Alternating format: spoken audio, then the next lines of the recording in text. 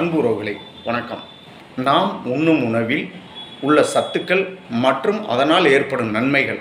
கத்திரிக்காய் நார்ச்சத்து, இரும்புச்சத்து.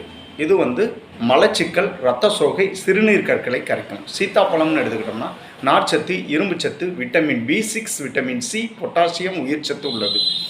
குடலினை சீராக்கி நன்மை பயக்கும் பாக்டீரியாவை வளரச் செய்யும். இரத்த சோகையை குணப்படுத்தும். பீட்ரூட் இரும்புச்சத்து, கார்போஹைட்ரேட், புரதம், நார்ச்சத்து, பொட்டாசியம், கால்சியம் உள்ளது.